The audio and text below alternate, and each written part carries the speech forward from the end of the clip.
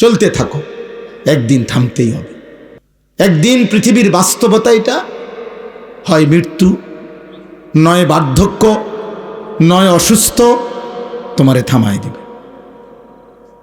মৃত্যু এসে তোমারে থামাবেই, বৃদ্ধ বার্ধক্য আইসা তোমাকে থামাবেই, হয়তো কোনো বিপদ অ্যাক্সিডেন্ট তোমারে থামাই দিবে। একদিন শুনবা শরীরে এমন রোগ বাসা বাঁধছে। আজকে এক ভাই আমার লগে দেখা করছে, কইছে হুজুর আমি একটা মিনিট আপনার সাথে কথা কইতে চাই। আমি চিনতাম তাকে, মোটরসাইকেল চালাইতো, ব্যবসা করত, সারাটা ক্যান্টনমেন্ট ঘুরত, সারাদিন পরিশ্রম করত। উনি ভালো মানুষ, এমনি আমার সাথে 1 মিনিট দেখা করতে দাঁড়াইছিল। আমি ভুলে গেছি, আবার গাড়ি ঘুরাইয়া ওনার সামনে গেছি। বললাম কি সে ভাই? কয় চেহারাটার দিকে তাকাইয়া বলল যে হুজুর আমি মনে হয় আর বেশি দিন বাঁচব না, আমার এমন মারাত্মক রোগ হয়েছে যে আর বেশি। উনি একটা কাগজ দিছে, আমার ছেলে মেয়েগুলোর নাম আপনার কাছে দিলাম, আপনি একটু দোয়া করেন। বলছে আমার মেয়েটা একটু বড় হয়ে গেছে, বড় হয়েছে, আপনি যদি পারেন হুজুর একটা কোনোদিন আমি যদি নাও থাকি, না বাঁচি, আমার মেয়েটার জন্য একটা ভালো ছেলে দেখেন। আমি তাকাইয়ে রইলাম। এই জন্য দোস্ত থামাই দিবে তোমারে। প্রতিদিন কেউ না কেউ থেমে যাচ্ছে, অনেক আনন্দ, অনেক হাসি, অনেক ফুর্তি, অনেক সুস্থতা থেমে যাচ্ছে। তুমিও থেমে যাইবা।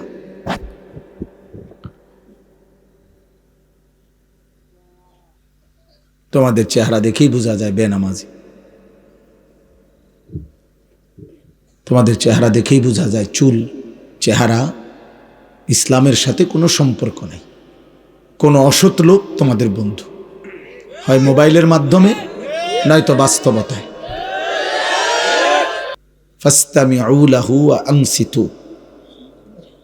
কোরআনুল কারীমের মধ্যে আল্লাহ তাআলা বলছেন আমার কালাম যখন পড়া হয় তোমরা মনোযোগ দিয়ে শোনো এবং চুপ থাকো, লাআল্লাকুম তুরহামুন, এতে করে অবশ্যই তোমাদের উপরে রহমত বর্ষিত হবে। এজন্য কিশোর নওজোয়ান তোমাদেরকেও বলছি ভাই, ছোট বয়সে গুনার মাত্রা বাড়ায়ও না, কম বয়সে বেয়াদবি বেশি করো না, সাবধান। না শুনলে প্রথমেই সিদ্ধান্ত নিবা যে আমি শুনবো না, তাহলে কোনো পাপ নাই। শোনো নাই, তোমার ব্যস্ততা থাকতে পারে, ক্লান্তি থাকতে পারে, তুমি আসোই নাই, এতে কোনো অসুবিধা নাই। এই গ্রামের সবাই এখন এই মুহূর্তে ওয়াজ শুনতে হবে, এটা কোনো ফরজে আইন না, এটা কোনো বাধ্যতামূলক আইন না যে আপনারা কেউ ঘুমাইতে পারবেন না, আপনারা এখন বাধ্যতামূলক ওয়াজ শুনতে হবে, এমন জরুরি না। কিন্তু এই যে আয়শা উপস্থিত হয়ে খামখেয়ালি করা, ঠাট্টা মস্কারি, বুট বাদাম, চটপটি, হাসি মজাক, ফাইজলামি বান্দ্রামি, এটা কিন্তু অনেক বড় অপরাধ। অত্যন্ত সুকৌশলে, কৌশল করে এই ইবলিস শয়তান আমাদের এই মাহফিলগুলোর ভিতরে বুট ঢুকাইছে, বাদাম ঢুকাইছে, অথচ এর সাথে কোনো সম্পৃক্ততা নাই। এটা রীতিমতো আল্লাহর কোরআনকে এক ধরনের অপমান করা। তোমরা একজন ছোট ছেলেই ভাবো, দেখো কোনো প্রাইমারি স্কুলের বাচ্চারা ক্লাস 1-এ পড়ে, সেও তো তার টিচার যখন কথা বলে পড়ায় তখন তো সে বুট বাদাম খায় না। তাহলে এত বড় মহান আল্লাহর কালাম, আল্লাহর কোরআন যিনি পড়ছেন, বলতেছেন আমার সামনে, তো সেই কালামের সামনে আমি বুট বাদাম খাইলাম, তো এটা কি ইনসাফ হলো? তাহলে বিষয়টা কি? এই জন্য দেখা গেছে মাহফিল শুরু হয় মাগরিবের পরে, দোকানপাট জমে যায় সকাল 10টা থেকে, এবং অনেক সময় এমন দুর্ভাগ্য যে ছেলেটা আসছিল মাহফিলে, মাঝখানের এই দোকান তারে বাধাগ্রস্ত করে, সে আটকায় যায়, মাঝপথে থমকে যায়, মাঝপথে আর আল্লাহর দিকে আসতে গিয়ে বাধাগ্রস্ত হয়। কোরআনুল কারীমের মধ্যে আছে ওমান আযলামু মিম্মান যুক্কিরা বিআয়াতি রাব্বিহি সুম্মা আ'রাযা আনহা, তার চাইতে বড় জালেম পাপী আর কেউ হইতে পারে না যার সামনে আমার আয়াত পড়া হয় অথচ সে তা থেকে বিমুখ, অমনোযোগী, খামখেয়ালি। আল্লাহ বলেন ও সবচেয়ে বড় জালেম। ইন্না মিনাল মুজরিমিনা মুনতাকিমুন, আল্লাহ বলেন এমন পাপী থেকে আমি আল্লাহ নিজে প্রতিশোধ নেব। প্রতিশোধ। কোনো মানুষের উপরে আল্লাহর সবচেয়ে বড় শাস্তি কি দুনিয়াতে? তাকে ইবাদতের তৌফিক না দেওয়া, তাকে আল্লাহর পথে আসবার সুযোগ না দেওয়া।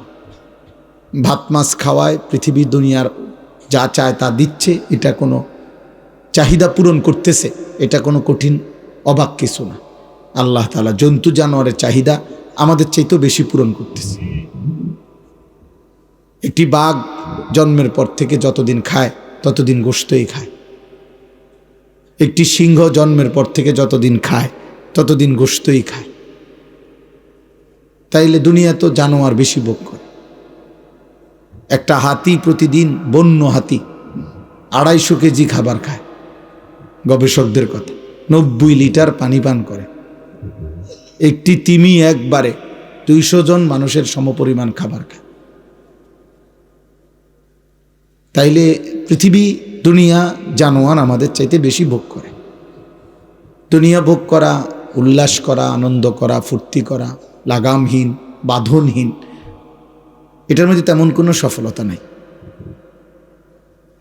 এটার মধ্যে কোনো সফলতা নাই। জঙ্গলের বাঘ তো এর চাইতে বেশি অঞ্চলে দৌড়ায়। সাগরের মাছ তো এর চাইতে বেশি অঞ্চলে দৌড়ায়।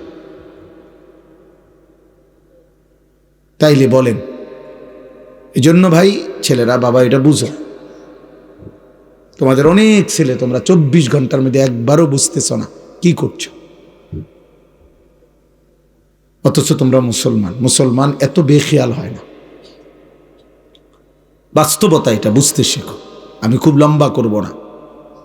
মুসলমান এত খামখেয়ালি হয় না। মুসলমানের একটা আলাদা মর্যাদা আছে। আল্লাহ যাকে ইসলামের মতো দৌলত দিয়েছেন, ইমানের মতো সম্পদ দিয়েছেন, কালেমার মতো নেয়ামত দিয়েছেন, যে আল্লাহর নাম জানে, নবীর নাম জানে, যে লা ইলাহা ইল্লাল্লাহ পড়তে পারে, মুহাম্মাদুর রাসূলুল্লাহ বলতে পারে, আসমানের নিচে জমিনের উপরে আল্লাহ তাআলা তাকে সর্বশ্রেষ্ঠ নেয়ামত দিয়েছে। কালেমার চাইতে দামি কোনো নেয়ামত নেই, ইমানের চাইতে দামি কোনো নেয়ামত নেই, পূর্ণ কোনো নেয়ামত নেই। এই পৃথিবী কাউকে যদি 100 বারও দেওয়া হয় সেটা পূর্ণ নয়, কিন্তু ঈমান যদি দেওয়া হয় সেটা পূর্ণ। কোরআন শরীফে আল্লাহ বলছে পরিপূর্ণ নিয়ামত কি? ঈমান। পরিপূর্ণ নিয়ামত কালেমা, পরিপূর্ণ নিয়ামত লা ইলাহা ইল্লাল্লাহ। এজন্য আল্লাহ যাকে ঈমান দিয়েছেন তাকে আল্লাহই দিয়েছেন, পছন্দ করেই দিয়েছেন। আল্লাহ যাকে ঈমান দেন নাই তার জন্য ঈমান নবীগণ পর্যন্ত চেয়েও নিতে পারেনি, পারে নাই। একটা ছেলে হলেও বুঝো, একজনই। আমি যেহেতু ব্যক্তিগতভাবে কোনো প্রার্থী না, আমার কোনো মার্কা নাই বা ভোটের কোনো প্রচারণা নাই, অতএব আমি সকলের সমর্থন জরুরি না, অনেক মানুষ শুনতে হবে এটাও জরুরি না। আল্লাহর কথা একজনকে বললেও নেকি হয়, সওয়াব হয়। আমার সওয়াব দরকার, আমার আখিরাত দরকার। এই জন্য এটা মনে রাখতে হবে, আল্লাহ যাকে ঈমান দেয় নাই, আল্লাহ যার ব্যাপারে সিদ্ধান্ত নিছেন ঈমান দেবে না, তার জন্য ঈমান নবীগণ পর্যন্ত চেয়েও নিতে পারেনি। আল্লাহ তাআলা এই কায়নাতের মধ্যে আল্লাহর সবচেয়ে প্রিয়জন, আপনজন, কলিজার টুকরা আমাদের নবী সাল্লাল্লাহু আলাইহি ওয়াসাল্লাম।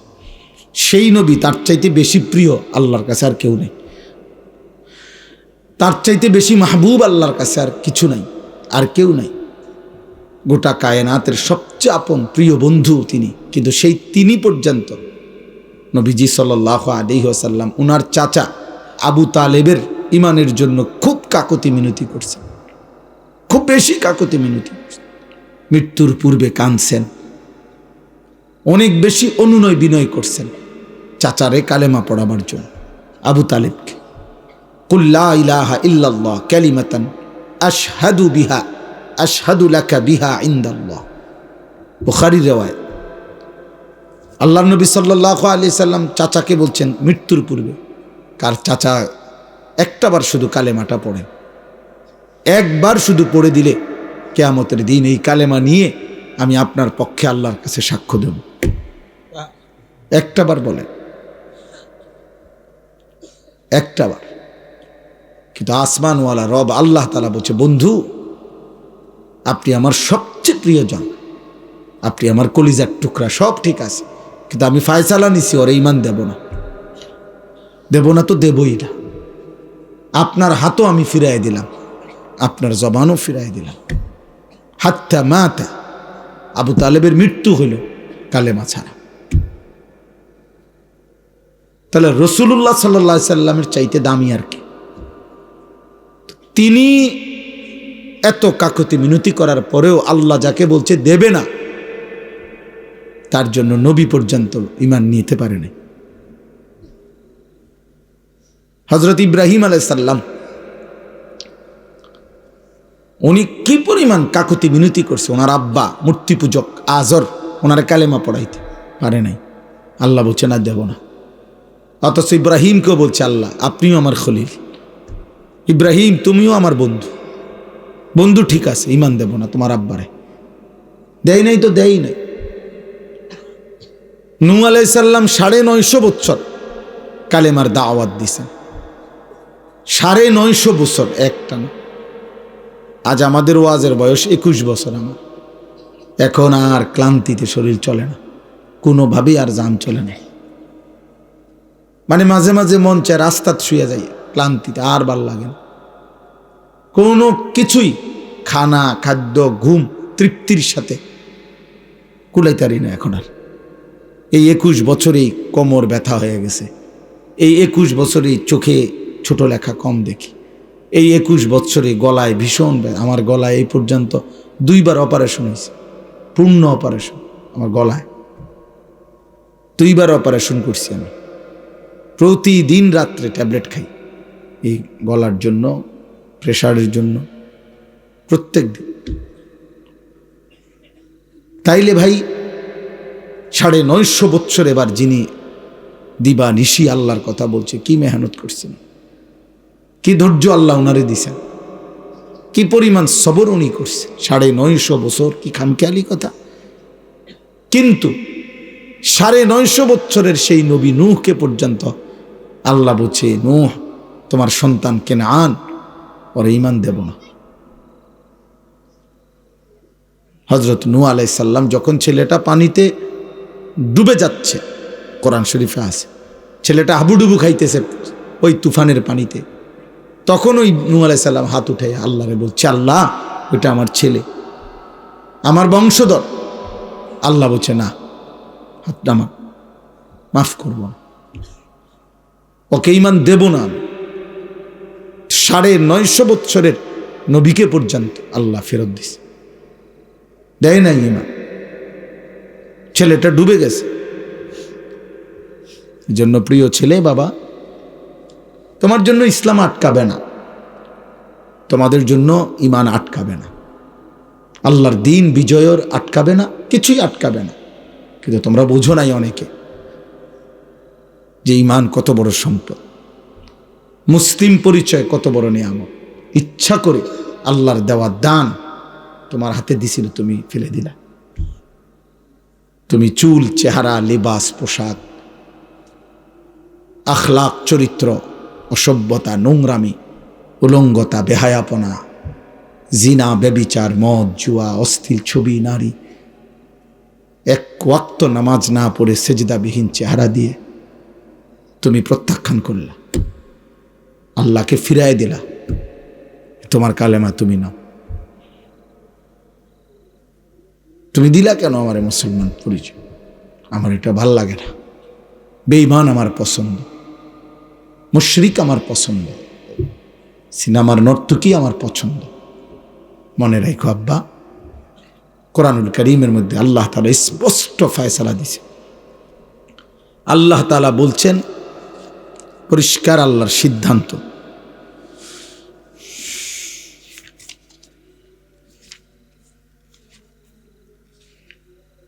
এই যে আল্লাহ তাআলা বলেন কুতিবা আলাইহি, সূরা হজ্জের মধ্যে আছে।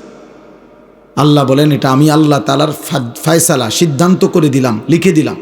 কুতিবা, আমি আল্লাহ লিখে দিলাম, আন্নাহু মান তাওয়াল্লাহু, যে শয়তানের পথ অনুসরণ করবে, বন্ধু বানাবে শয়তানের পথকে, ফাআন্নাহু ইউদিল্লুহু, নিশ্চিত আমি আল্লাহ লিখে দিলাম সে তোমাকে গোমরাহ পথভ্রষ্ট করবে।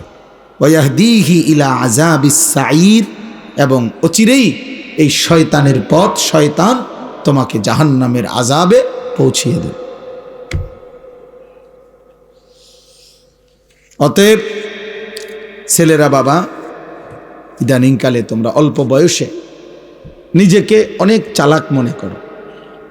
16, 17 বছর, 18 বছর বয়সে অনেক বুদ্ধিমান হয়ে গেছো তোমরা এত কম বয়সে নারী ছবি, অশ্লীল দৃশ্য, উলঙ্গ ছবি, জিনা, ব্যভিচার, অনলাইনে জুয়া, মদের নেশা, জুয়ার নেশা এবং বন্ধুদের অসৎ চরিত্রহীন আড্ডা, এর মধ্যে থেকে একটা মূল কারণ হইল তোমাদের দিলের মধ্যে আছে যে আমাদের জন্য কেউ নাই, কেউ বাধা দিবে এমন হিম্মত আমাদের সমাজে আমাদের কারো নাই। মা বাবা, আত্মীয় স্বজন, ওই যে দেখেন ওই বেয়াদব, দেখেন এই যে বেয়াদব, এই দেখেন 2 বেয়াদব, যাও দুনো বেয়াদব উঠে যাও, কানটা ধরে উঠায় দাও, একদম কানে ধরে উঠায় দাও, হিম্মত হইলে তোমার ধাক্কা দিয়ে উঠায় দাও। দেখেন বেয়াদব, দেখেন দুজন ভিডিও করতেছে, এই বললাম না প্রতিবন্ধী। হ্যাঁ, এখন লজ্জা পাইছুনি? দেখো এখন তো সবাই ঠিক কইছে, ভাল লাগছে কেন? দেখো হাসে, দেখেন আস্তাগফিরুল্লাহ, আস্তাগফিরুল্লাহ, ব্রেইনে কাজ করে না। হ্যাঁ বাবা, জানো না তোমরা, হয়তো কেউ বুঝাইয়াও বলবে না তোমাদেরকে, সমাজ তাকায় তাকায় দেখতেছে তোমাদের অধপতন, নদীটা ভাঙ্গা যাইতেছে, পাহাড়টা গলে যাইতেছে, ভবনটা ধসে পড়তেছে, মুসলমানের একটা সন্তান 16 বছরের নষ্ট হয়ে যাচ্ছে, এই সমাজ তাকায় তাকায় দেখতেছে। মুসলমানের একটা 18 বছরের ছেলে চরিত্রহীন হইতে হইতে পচে যাচ্ছে, এই সমাজ তাকায় তাকায় দেখতে। বাবা, আমার চোখের সামনে ছেলেটা নষ্ট হয়ে যাইতেছে, কারো হিম্মত নাই, কারো চুল রাখছো এমন বেঈমানের মতো, এমন গাদ্দার, এমন সন্ত্রাসী, এমন চাঁদাবাজ, এমন দুষ্ট শয়তানের মতো যে এই সমাজের কারো হিম্মত নাই তোম করে বলবে। কারণ চুল দেখলেই তো ভয় হয় যে এটা জঙ্গলি জানোয়ার নাকি মানুষ। চলো আব্বা, মনে রাখো, চলতে থাকো, একদিন থামতেই হবে। একদিন পৃথিবীর বাস্তবতা এটা, হয় মৃত্যু, নয় বার্ধক্য, নয় অসুস্থ, তোমারে থামাই দিবে। মৃত্যু এসে তোমারে থামাবেই, বৃদ্ধ বার্ধক্য আইসা তোমাকে থামাবেই, হয়তো কোনো বিপদ, অ্যাক্সিডেন্ট তোমারে থামাই দিবে। একদিন শুনবা শরীরে এমন রোগ বাসা বাঁধছে। আজকে এক ভাই আমার লগে দেখা করছে, কইছে হুজুর আমি 1 মিনিট আপনার সাথে কথা কইতে চাই। আমি চিনতাম তাকে, মোটরসাইকেল চালাইতো, ব্যবসা করত, সারাটা ক্যান্টনমেন্ট ঘুরত, সারাদিন পরিশ্রম করত। উনি ভালো মানুষ, এমনি আমার সাথে 1 মিনিট দেখা করতে দাঁড়াইছিল। আমি ভুলে গেছি, আবার গাড়ি ঘুরাইয়া ওনার সামনে গেছি। বললাম কি সে ভাই? কয় চেহারাটার দিকে তাকাইয়া বলল যে হুজুর আমি মনে হয় আর বেশি দিন বাঁচব না, আমার এমন মারাত্মক রোগ হয়েছে যে আর বেশি। উনি একটা কাগজ দিছে, আমার ছেলে মেয়েগুলোর নাম আপনার কাছে দিলাম, আপনি একটু দোয়া করেন। বলছে আমার মেয়েটা একটু বড় হয়েছে, আপনি যদি পারেন হুজুর, একটা কোনোদিন আমি যদি নাও থাকি, না বাঁচি, আমার মেয়েটার জন্য একটা ভালো ছেলে দেখেন। আমি তাকাইয়ে রইলাম। এই জন্য দোস্ত থামাই দিবে তোমারে, প্রতিদিন কেউ না কেউ থেমে যাচ্ছে। অনেক আনন্দ, অনেক হাসি, অনেক ফুর্তি, অনেক সুস্থতা থেমে যাচ্ছে। তুমিও থেমে যাইবা।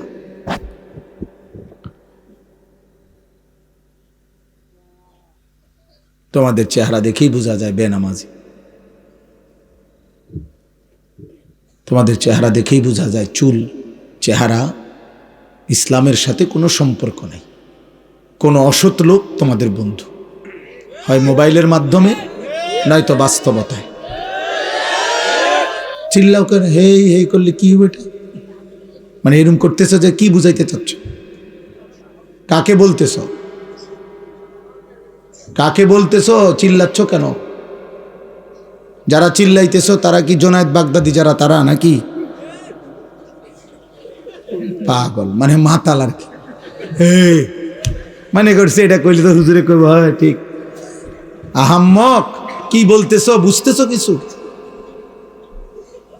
কেন চিৎকার দিচ্ছ? বুঝো কিছু বেটা? আমি কি তোমার সমর্থনের জন্য আসছি নাকি বেটা? যে ভোটে দাঁড়াইছি নাকি? আমি তোমারে মনে করাইতে আসছি। আমি তোমাকে মনে করাইতে আসছি বাবা, তোমার আপন কেউ নাই।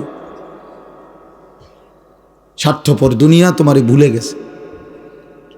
যদি মনে থাকতো কারো, তাহলে তোমার বাবার চোখে পানি পড়তো, তোমার মায়ের চোখে পানি পড়তো, তোমার বড় ভাই আপনজনদের চোখে পানি পড়তো যে আমাদের ছেলেটা, আমাদের নাতিটা, আমাদের ভাইটা, আমাগো ভাগিনাটা এমন কেন? আমার এই ছোট ভাই যে বয়ান করছে, প্রয়োজনে তারা এখন ডাইকা আনো, জিজ্ঞাসা করো। এক ছোট ভাই, আপন ভাইকে আমি সন্তানের মতো হাতে ধরে রাখছিলাম আজীবন।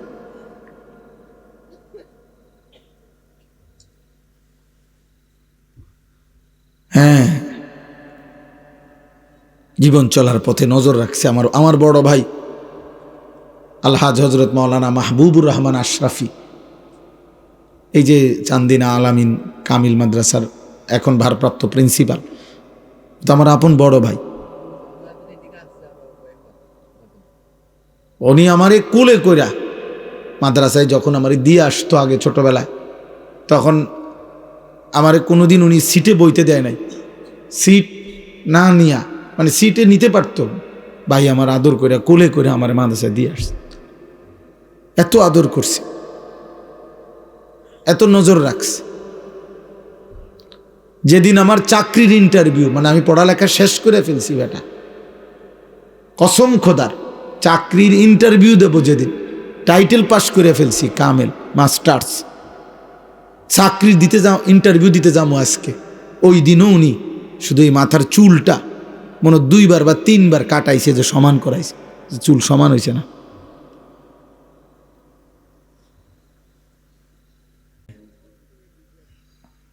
এত সোজা না আব্বা, জীবন অনেক লম্বা। মানুষের জীবনের কোনো শেষ নাই। মৃত্যু মানে শেষ না, মানুষ কখনো শেষ হয় না, কোনো দিন শেষ হবে না মানুষের। যার একবার জন্ম হয়েছে তার আর শেষ নাই, মৃত্যু আছে, শেষ নাই। মৃত্যু আর শেষ এক কথা না। তার মৃত্যু হয়েছে ঠিক, এটা সঠিক, কিন্তু মৃত্যু মানে স্থানান্তর। এবার সে কবরে গেছে, কবর মানেও শেষ না, এবার সে আবার হাসরের ময়দানে উঠবে, হাসরের ময়দানও শেষ না, এবার সে মিজানের পাল্লার সামনে ওজনের জন্য যাবে, এখানেও শেষ না, এবার সে ফুলসেরাত পার হইতে হবে, এখানেও শেষ না, হয় তাকে জান্নাতে যেতে হবে, নয় জাহান্নামে যেতে হবে। জান্নাতেও চিরস্থায়ী, জাহান্নামেও চিরস্থায়ী, তাইলে শেষ হলো কই? মানুষের শেষ হইল কই? মানুষ কেবল স্থানান্তর হয়, মানুষ কেবল জায়গা বদলায়। এই জন্য মৃত্যুকে ইন্তেকাল বলে। মৃত্যুকে কি বলে? ইন্তেকাল মানে স্থানান্তর। ইন্তেকাল মানে জায়গা নাড়া, এখানে ছিল এখানে নিয়ে আসছে, এই যে ইন্তেকাল, মানে আমি এই কাগজগুলোকে স্থানান্তর করলাম। এই জন্য আব্বা সবচেয়ে জরুরি বিষয়, কার সাথে চলতেছ, কারে বন্ধু বানাচ্ছ, মোবাইলে হোক আর বাস্তবে হোক। জীবনটা, মানুষ মানেই সমাজবদ্ধ জীব। আমি এই আয়াতের তর্জমা বলার জন্য এই কথাটা বলতেছি। মানুষ মানে সমাজবদ্ধ জীব। মানুষ একাকী থাকতে, বেঁচে থাকাকালীন, কবরে তো একাকী থাকবেই, ঠিক আছে, কিন্তু দুনিয়াতে মানুষ যখন মানুষ বেঁচে আছে, সুস্থ হায়াত আছে, একাকিত্ব মানুষ পছন্দ করে না, একা থাকতে চায় না। মানুষের স্বভাবজাত এটা ধর্ম যে সে কারো না কারো সঙ্গী হয়, কারো না কারো সঙ্গে থাকে, একাকিত্ব পছন্দ করে না। একাকিত্ব, বেঁচে থাকাকালীন একাকিত্ব, এটা অনেক বড় মুসিবত। কয়েক বছর আগে, 5-7 বছর আগে একবার এক বড় শিল্পপতি পত্রিকায় সবখানে অনলাইনে আসছিল যে উনি হাজার হাজার কোটি টাকার মালিক, কিন্তু পরিবারের সবাই তার থেকে বিচ্ছিন্ন হয়ে যাওয়ার কারণে একাকিত্বের যন্ত্রণায় লাইভে একেবারে প্রকাশ্যে নিজের মাথার মধ্যে নিজেই পিস্তল দিয়া গুলি করে নিজেকে নিজে হত্যা করছে। এই বাংলাদেশে আত্মহত্যা করছে, শুধু এই দুঃখে যে আমার সব থেকেও কিছুই নাই, কারণ আমার আপনজনরা কেউ আমার পাশে নেই। একাকিত্বের যন্ত্রণায় আত্মহত্যা করে মরে গেছে। আত্মহত্যা। ইউরোপে, আমেরিকায় হাজার হাজার মামলা কোর্টে, এই কারণে যে এই ভাই কথা কইও না ভাই, কথা, চলে যাও ভাই, দোস্ত চলে যাও, আব্বা অনেক রাত হয়েছে, ফাইজলামি করুন, আব্বা উঠে যাও, রাত হয়েছে, গিয়ে ঘুমাও বাবা। আবারও হাসে, তোমারে চলে যাইতে বলছি, যাও গা আব্বা। আমি বললাম তো, আমি তো ভোটের জন্য আসছি না তোমার, তুমি একজন কম হইলে কিচ্ছুই তো না। সাবধান, আমি নজর রাখি, এটা আমার সারা জীবনের অভ্যাস, 21 বছরের অভ্যাস, এবং সদর বদর মানুষ আমার নজরে পড়ে, এটা সবাই জানে। আমার ছাত্ররাও, আমার ছাত্র জীবন, শিক্ষকতার জীবন, উল্টাপাল্টা মানুষ আমার নজরে পড়ে। আমার কথা হলে আমার কোনো আপত্তি নেই, আমি একজনকে বললেও আমার কোনো অসুবিধা নেই। আমার এই মনে কয়েকজন শ্রোতা আছে, চেহারা চিনি যাগর, এরা 2-4 জন শুনলো কিচ্ছু তো, এটা লোক কম হয়েছে, তো লোক কম হয়েছে কী হয়েছে, লোক বেশি হলে কী হয়েছে, গুনা মাফ। আমার মনে করেন লোক বেশি হয়েছে তো আমার কবর রাজাব মাপ, তো তাই বেশি লোক দিয়ে কর্ম কি, আমি তো ভোটও দাঁড়াইছি না, তো আমি দিয়ে কর্মটা কি বলেন, আমি জনপ্রিয়তা দিয়া কর্মটা কি? আমি তো 50,000 লোকও দেখছি মাহফিলে আমার বয়ানের সময়, আমি 7 জন মানুষও দেখছি, 4 জন গুনা, আমি সব 5 জন। হ্যাঁ হ্যাঁ, আলহামদুলিল্লাহ, আমি বয়ান করছি। একটা সময় আমার এমনও গেছে আগে, খালাস, দুষ্টামি করো না, আমি তো নিষেধ করলাম তোমার কাছে, বললাম ফাজলামি করো না, পরস্পর কথা বলো না, তুমি তোমার জন্য শোনো, আর ক্লান্তি লাগলে চলো বাড়িতে যাও। আমি তো অনুমতি দিছি, খুব দ্রুত শেষ করতে চাচ্ছি। তাইলে আমার বলার উদ্দেশ্য হলো, একাকিত্ব যন্ত্রণাময়, মানুষ কারো না কারো সঙ্গী হয়, প্রত্যেক কাজে মানুষ সঙ্গী খোঁজে, আরেকজন কাউকে খোঁজে। এই যে স্বামী স্ত্রী, এটা একটা সঙ্গ, তারা 2 জন একজন আরেকজনের সঙ্গী। আল্লাহ কোরআনে বলছে, হুন্না লিবাসুল লাকুম ওয়া আনতুম লিবাসুল লাহুন্না। স্ত্রী তোমাদের পোশাক, তোমরা স্ত্রীদের পোশাক। পোশাক যেমন জড়িয়ে রাখে শরীরের সাথে, তুমি তোমার বিবিকে জড়িয়ে রাখবে, বিবি তোমাকে জড়িয়ে রাখবে, অর্থাৎ 2 জনে মিলে থাকবে। এইভাবে জীবন চলার পথে আল্লাহ তাআলা মানুষকে জোড়ায় জোড়ায় সৃষ্টি করেছেন। ওয়া খালাকনাকুম আজওয়াজা, আল্লাহ বলেন আমি তোমাদেরকে সৃষ্টি করেছি জোড়ায় জোড়ায়, নারী পুরুষে জোড়ায় জোড়ায়। সোজা কথা, সুবহানাল্লাযী খালাকাল আজওয়াজা কুল্লাহা। এই যে আল্লাহ বলেন, ওই আল্লাহর প্রশংসা যিনি সব কিছুকে, এই সৃষ্টিকুলে প্রত্যেক কিছুতেই আল্লাহ তাআলা বলেছেন আজওয়াজ, এই জোড়ায় জোড়ায় সৃষ্টি করেছে। কি এর লগে কি জোড়া সব বিজ্ঞানীরাও জানে না, আমরাও জানি না, কিন্তু আসমানওয়ালা সব জানে। আসমানের জোড়া কি, জমিনের জোড়া কি, এটা মালিক জানে। সূর্যের জোড়াটা কি, চাঁদের জোড়াটা কি, এটা আপনাদের সব আমারে আপনারা আল্লাহ কইতে হইব, কাম করে জিগাইয়ে নিয়ে আল্লাহ দুনিয়া চালায়, কথা বলে না, তো আম করে সব বলতে হবে? এটা তো জরুরি না, জরুরি নয়, কিন্তু প্রত্যেক জিনিসের মধ্যে এই জোড়া আছে। তাহলে সঙ্গ, সাহচর্য, সান্নিধ্য, সংস্পর্শ, কারো সাথে থাকা, চলা, জীবন চলায়, এটা মানুষের একটি ফিতরাত, স্বভাবজাত ধর্ম, মানুষের সৃষ্টিগত একটি অভ্যাস।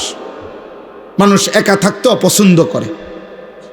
এই কারণে ইসলামের মধ্যে এটা একটা গুরুত্বপূর্ণ বিষয় যে তুমি যাকে সঙ্গী বানাবা, যেই কোনো ক্ষেত্রে অবশ্যই তুমি নজর রাখবা কাকে সঙ্গী বানাচ্ছ। আল্লাহ নবী সাল্লাল্লাহু আলাইহি ওয়াসাল্লাম বলছেন, আল মারউ আলা দীনে খলিলিহি ফালিয়ানজুর আহাদুকুম মান ইউখালিলু। এই অল্প কদ্দুর, আধা ঘন্টা লাগবে না ইনশাআল্লাহ, আমি দোয়া করে দেব। শুধু সবাই আমার কথাটা মনোযোগ দিয়ে শোনেন। ছেলেরা ভাই তোমরাও শোনো, বাবা একবারের জন্য শোনো, তুমি না মাইনো ঠিক আছে, কারণ আমি তো তোমার মানাইতে পারবো না। ফায়সালা তো আল্লাহর হাতে, ফায়সালা মালিকের হাতে। তাইলে আমি বললাম, আল্লাহ নবী সাল্লাল্লাহু আলাইহি ওয়াসাল্লাম বললেন, প্রত্যেক ব্যক্তি তার সঙ্গীর আচরণ দ্বারা প্রভাবিত হয়। সঙ্গীর আচরণ দ্বারা কি হয়? প্রভাবিত হয়। সঙ্গীর আচরণ দ্বারা আকর্ষিত হয়। সঙ্গীর আচরণ দ্বারা নিজেকে গড়ে তোলে। আল্লাহ রাসূল সাল্লাল্লাহু আলাইহি ওয়াসাল্লাম বলছেন, ফালিয়ানজুর আহাদুকুম মান ইউখালিলু। অতএব তোমরা প্রত্যেকে উম্মত লক্ষ্য রেখো তুমি কাকে বন্ধু বানাচ্ছ, তুমি কাকে সঙ্গী বানাচ্ছ, এটা তুমি খেয়াল রাখো। আল্লাহ নবী সাল্লাল্লাহু আলাইহি ওয়াসাল্লাম বলেন, ইন্নামা মাসালুল জালিসিস সালিহ ওয়াল জালিসিস সু কাহামিলিল মিস্ক ওয়া নাফিখিল কির। উত্তম সঙ্গী আর মন্দ সঙ্গী, খারাপ সঙ্গী, আল্লাহ নবী সাল্লাল্লাহু আলাইহি ওয়াসাল্লাম বলেন এই দুইটার উদাহরণ হলো একজন আতর বিক্রেতার মতো, আরেকজন কামারের দোকানদারের মতো। আল্লাহ নবী সাল্লাল্লাহু আলাইহি ওয়াসাল্লাম বলেন, ফাহামিলুল মিস্ক,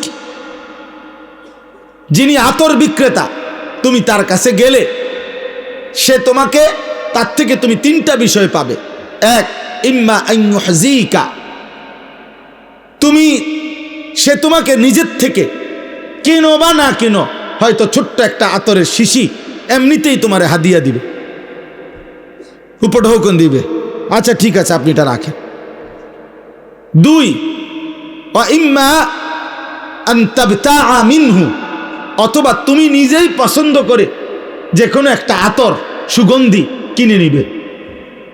অথবা ওয়া ইম্মা আন তাজিদা মিনহু রিহান তাইয়্যিবা, অথবা কমপক্ষে সে যদি তোমারে নাও দেয়, তুমি যদি নাও কেনো, কিছুক্ষণ দাঁড়াইয়া থাকার কারণে তোমার নাকে সুগন্ধি লাগবে। তার মানে সুগন্ধ ছাড়া এখান থেকে তুমি কিছুই পাবে না। দাম সে যদি দেয় তাও নিলা, তুমি কিনলেও নিলা, নয়তো তুমি গ্রাণ পাইবা। ওয়া নাফিখুল কির, আল্লাহ নবী সাল্লাল্লাহু আলাইহি ওয়াসাল্লাম বলেন, আর কামারের দোকানদার, কামার বুঝেন তো না, লোহা পিটাইয়া যারা কি করে বিভিন্ন জিনিস বানায়, এই কামারের দোকানদার, আল্লাহ নবী সাল্লাল্লাহু আলাইহি ওয়াসাল্লাম বলেন, তুমি তার কাছে গেলে কিছুক্ষণ বসলে সে তো তার কাছ থেকে তুমি দুইটা জিনিস পাবে। ইম্মা আন ইউহরিকা সিয়াবাকা, হয়তো কিছুক্ষণ বসে থাকলে দেখবে কোনো এক ফাঁকে তোমার কাপড়ের কোনো কোনা পুড়ে গেছে, ওই যে কয়লার লাল এগুলো আগুনের কারণে পুড়ে গেছে। আর যদি তুমি খুব কেয়ারফুল থাকো যে কাপড় যাতে না পড়ে, ঠিক আছে, তবে ওয়া ইম্মা আন তাজিদা মিনহু রিহান খাবিসা, তাহলে অবশ্যই তার কাছে যতক্ষণ বসবে ততক্ষণ নাপাক দুর্গন্ধ এটা তো নাকে মিলবে। আল্লাহ নবী সাল্লাল্লাহু আলাইহি ওয়াসাল্লাম বলেন, অতএব তুমি যদি ঈমান আমলওয়ালা কোনো ব্যক্তির সঙ্গী হও, তার থেকে আতরের সুঘ্রাণ মিলবে। তুমি যদি কোনো ফাসেক, ফুচ্চার, পাপী, অসভ্য, চরিত্রহীন, লম্পট, মদখোর, গাঁজাখোর, নেশাখোর, চরিত্রহীন, আল্লাহর নাফরমান, নামাজ নাই, সেজদা নাই, বন্দিগি নাই, আল্লাহ নাই, রাসূল নাই, তো তুমি তার কাছ থেকে তোমার জীবনটা হয় সে নষ্ট করবে, আর নাই তো দুর্গন্ধ ছাড়া, অশ্রাব্য কথা ছাড়া, গালিগালাজ, বিশ্রী, অসভ্য কথা ছাড়া আর কিছু মিলবে না। অসংখ্য যুবক তোমরা, আমরা জানি বাবা, অসংখ্য যুবক তোমরা এক বয়সী যখন একত্র হও, নারীকে কেন্দ্র করে অশ্লীল ছবি দেখতে দেখতে উলঙ্গ ছবি দেখতে দেখতে তোমরা এমন বিশ্রী কথাবার্তা নিজেদের মধ্যে বলো যা কোনো কুত্তাও বলে না।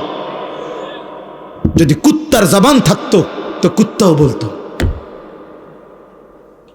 মুসলমানের বাচ্চা এত নিকৃষ্ট কথা বলে, এত জঘন্য কল্পনা করে, হ্যাঁ হ্যাঁ, এমন অশ্রাব্য কথা বলে। তো আল্লাহ নবী সাল্লাল্লাহু আলাইহি সাল্লামের জন্য বলছেন উত্তম সংঘ এটা গুরুত্বপূর্ণ। এবার আসেন 3 নম্বর হাদিস। আল্লাহ নবী সাল্লাল্লাহু আলাইহি সাল্লাম বলেছেন লা তুসাহিব ইল্লা মুমিনান, যে ঈমানদার নয় তুমি তাকে বন্ধু বানায়ো না। নবীজি বলছে ওয়ালা ইয়াকুল মালাকা ইল্লা তাকিয়ুন, ভালোবেসে মহব্বত করে মুত্তাকি আল্লাহ ভীরু ব্যক্তি কাউকে তোমার সম্পদ থেকে কানা করিও খাওয়াইও না। বিপদে ফইরা সাফে ফইরা অথবা পারিপার্শ্বিকতার কারণে যদি নিরুপায় হইয়া কোনো কারণে 20-50 টাকা খাওয়াইতেও হয় খাওয়াইলা, কিন্তু কলিজার মধ্যে ভালোবাসা নিয়া কোনো ফাসেক, কোনো নাফরমান, কোনো পাপী আল্লাহর দুশ্মনকে তুমি এক কড়া এক লোকমা খাবার দিও না। আল্লাহ রাসূল নিষেধ করছে। হ্যাঁ, সরকারিভাবে জেলখানার আসামিকেও তো খানা দেওয়া হয়, কিন্তু পছন্দের সাথে না। ফাঁসির দণ্ডপ্রাপ্ত আসামিকেও খানা দেওয়া হয়, কিন্তু সেটা তো মহব্বতের সাথে না। এরকম আর কি। তো এই জন্য আল্লাহ নবী সাল্লাল্লাহু আলাইহি সাল্লামের এই 3টা হাদিসের আলোকে এবার আমি শেষ আয়াতের তর্জমাটা বুঝাইতে চাই যে এই আয়াতগুলো যেগুলো আমি পড়ছি কোরআনুল কারীমের 19 নম্বর পারা 25 নম্বর সূরায়ে ফুরকান, এই ফুরকান এই সূরার মধ্যে এই কথাটাই মূলত এই আয়াতগুলোতে আছে। কিয়ামতের দিন হাসরের ময়দানে প্রত্যেক নাফরমান পাপী ব্যক্তি, খোদার কসম আল্লাহ বলছে অগণিত অসংখ্য পাপী নাফরমান ব্যক্তি হাসরের ময়দানে নিজেদের আঙ্গুল এইভাবে দাঁত দিয়া কামড়াইতে কামড়াইতে আফসুস করতে করতে দুনিয়ার যেই সমস্ত বন্ধু সঙ্গী যাদের কারণে সে গুনাহ আর পাপ আর অসভ্যতার চরিত্রহীনতা আল্লাহর নাফরমানি আর আল্লাহর অবাধ্যতা করেছিল, ওদের নাম স্মরণ করে করে আফসুস করবে, আফসুস করবে, আফসুস করবে, আর বারবার বলবে হায় যদি রাসূলের কথা শুনতাম, যদি আল্লাহর কথা শুনতাম, যদি নেককার মানুষের সঙ্গী হতাম, যদি আল্লাহর প্রিয় বান্দাদের কথা শুনতাম। মক্কার কুরাইশদের একজন বড় সর্দার ছিল উকবা ইবনে আবি মুআইত, কুরাইশ কাফের। এই কাফের একদিন অনেক মেহমানকে দাওয়াত দিছিল, তার অভ্যাস ছিল সে মেহমানদারি করত। তো নবীজিকেও দাওয়াত দিছে। নবীজি যখন তার বাড়িতে আসছে, আল্লাহ নবী সাল্লাল্লাহু আলাইহি সাল্লাম তখন খাইতে বসে হাত ধুইতেছিলেন না, খাবার নিচ্ছেন না। তো উকবা ইবনে আবি মুআইত সে বলছে মুহাম্মদ তুমি খাবার নিচ্ছ না কেন? তখন আল্লাহ নবী বললেন চাচা আমি ততক্ষণ পর্যন্ত আপনার খাবার নেব না যতক্ষণ না আপনি আমার কালেমা না পড়বেন। তো উকবা ইবনে আবি মুআইত সে মনে মনে ভাবল এখন যদি আমি কালেমা না পড়ি আর মুহাম্মদ যদি আমার ঘর থেকে না খেয়ে মেহমান ফিরে যায় তাহলে এটা গোটা আরবের মধ্যে নিন্দা হবে, মানুষের মধ্যে কুৎসা রটনা হবে যে উকবার বাড়ি থেকে মেহমান না খাইয়া চলে গেছে। আরব দেশের মানুষ মেহমানদারি যুগ যুগ ধরে তাদের ঐতিহ্য ছিল, মেহমানকে ফিরাইয়া দেওয়া তারা খুব লজ্জা মনে করত, ভীষণ লজ্জা। এখনো আমরা এই মক্কা মদিনায় আমরাও হজ উমরায় দেখছি বারবার আরবীয় মানুষের মধ্যে মেহমান নামাজি খুব বেশি, মেহমানদারি। তো উকবা চিন্তা করছে মুহাম্মদ তো মেহমান আমার ফিরে যাবে না খাইয়া, আর এটা তো লজ্জার বিষয়। এই জন্য আল্লাহ নবী সাল্লাল্লাহু আলাইহি সাল্লামকে খাওয়াইবার লাইগা কালেমা পড়ে ফেলছে, কালেমা পড়ছে আর কি। নবীজি খাইছেন। তো নবীজি খাওয়ার পরে নবীজি সাল্লাল্লাহু আলাইহি সাল্লাম যখন চলে গেলেন, এই তখন এই উকবা ইবনে আবি মুআইতের বন্ধু উবাই ইবনে খালফ, উবাই এই কাফের সর্দার আরেকটা বেঈমান, এই বেঈমানে তার ধরছে যাইতা দোস্ত আজ এতদিনের সম্পর্ক বন্ধুত্ব, সেই ছোট্টবেলার থেকে আমরা একসাথে বড় হইলাম, আমরা আমরা তোমার সাথে চলি ফিরি, লাকাদ সাবাতা, তুমি আজ ধর্ম ত্যাগ করলা, তুমি আমাদের বাপদাদার মুখে চুনকালি দিয়া দিলা। আমরা এতদিনের বন্ধুত্ব, একসাথে চলি ফিরি, একসাথে মদ খাই, জুয়া খেলি, একসাথে নাচি গাই, ফুর্তি করি, একসাথে জিনা করি, ব্যভিচার করি, অসভ্যতার সব আমরা একসাথে করি। আজ কথা নাই, বার্তা নাই, মুহাম্মদের কালেমা পড়ে ফেললা। উকবা ইবনে আবি মুআইদ বলল, তোমরা তো দেখছো, সে যদি না খেয়ে যেত তাহলে তো আমার বেইজ্জতি, মেহমান আমার ঘর থেকে ফিরে গেছে, এই জন্য আমি না পারতে কালেমা পড়ছি। উবাই ইবনে খালফ, এই সে তখন তাফসিরে আছে, সব তাফসিরে এটা আছে, সে তখন বলছে, উকবা, তাহলে যদি আমাদের মধ্যে বন্ধুত্ব থাকতে হয়, এই বন্ধুত্বের দাবি নিয়ে বলতেছি, তুমি যতক্ষণ পর্যন্ত মুহাম্মদের কালেমা মুহাম্মদের কাছে ছুড়ে না দিয়ে আসবা, প্রত্যাখ্যান না করবা, আমাদের বন্ধুত্ব থাকবে না। নাউজুবিল্লাহ। তখন উকবা বলছে, তাহলে আমারে কি করতে হবে দোস্ত? বলছে, মুহাম্মদ এখন যাইবা, যে অবস্থায় আছে ওই অবস্থায় নাউজুবিল্লাহ তার কপালে থুতু দিয়া তার কালেমা তারে ফেরত দিবা। আল্লাহর কসম ভাইয়া বাবা, এই বেঈমান, আহা, এই বন্ধুর খপ্পরে পড়ে, এই বন্ধু নামের এই শয়তানের খপ্পরে পড়ে এই বেঈমান তো কালেমা পড়ে ফেলছিল, কিন্তু সে গিয়া আল্লাহ নবী সাল্লাল্লাহু আলাইহি সাল্লাম তাফসিরে আছে, তখন কাবা শরীফের পাশে নবীজি তখন নামাজের সেজদা দিছেন, সেজদারত অবস্থায় নবীজিকে সে থুতু মেরে নবীর কালেমা নবীকে ফেরত দিস, বন্ধুত্ব টিকাবার জন্য। আল্লাহ তাআলা তখন এই আয়াতগুলো নাজিল করেছেন এবং আল্লাহ তাআলা তখন এই কথাটা বলছেন, হায় নাফরমান, কি করলা? সেদিন কিয়ামতের দিন আফসোস করবা, সেদিন কি পরিমাণ আফসোস করবা যে আহা কি করলো।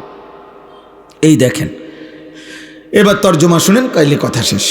ওয়ায়াউমা তাশাক্কাকুস সামাউ বিল গামাম ওয়া নুজ্জিলাল মালাইকাতু তানজিলা। আল্লাহ তাআলা বলেন, হাসরের মাঠ যখন কায়েম হবে, তখন পায়ের নিচের জমিন আর উপরের আসমান, তো উপরের আসমান মেঘমালায়, মেঘ সাদা সাদা চাকা চাকা মেঘ না, এই মেঘমালায় আসমান ভরে যাবে। আর এই মেঘের ভিতর থেকে হাসরবাসীরা, মানুষরা সবাই তাকিয়ে দেখবে, অনুজ্জিলাল মালাইকাতু তানজিলা, কোটি কোটি ফেরেশতা মেঘ ভেদ করে যেন আসমান থেকে জমিনে নামতেছে, হাসরের মাঠে নামতেছে। প্রত্যেকে এই মানুষগুলোর আমলনামা হাতে নিয়ে আল্লাহ তাআলার সামনে এসে পুরা হাসরের মাঠে অবস্থান করবে। আল্লাহ বলেন, চারিদিকে যখন কোটি কোটি ফেরেশতা দাঁড়ানো দেখবে হাসরবাসী, এক, দুই নাম্বার, ওয়াজিআ ইয়াউমাইদিন বিজাহান্নাম, জাহান্নামকে সামনে দেখবে। ওয়াজাআ রাব্বুক, আল্লাহ বলে তোমার রব আল্লাহ তিনি নিজেও কুদরতি সিংহাসনে কুদরতিভাবে আসবেন, তিনি উপস্থিত থাকবেন। ওয়াল মালাকু সাফফান সাফফা, কোটি কোটি ফেরেশতা সারিবদ্ধভাবে দাঁড়িয়ে থাকবে। এই সময়ের হাসরের ময়দানের এই চারদিকের দৃশ্য দেখে আল্লাহ তাআলা বলেন, ওয়া কানা ইয়াউমান আল মুলকু ইয়াউমাইযিনিল হাক্কু লির রহমান, সেদিন একমাত্র মালিকানা, সেদিন একমাত্র সিদ্ধান্ত দেওয়ার ক্ষমতা, একমাত্র ফয়সালা, বাদশাহী সত্যিকার ভাবে শুধুমাত্র আল্লাহর জন্য থাকবে। আল্লাহ বলেন, ওয়া কানা ইয়াউমান আলাল কাফিরিনা আসীরা, হায় সেদিন নাফরমান পাপী আল্লাহর বেঈমান দুশমন বান্দাদের জন্য বড় কঠিন।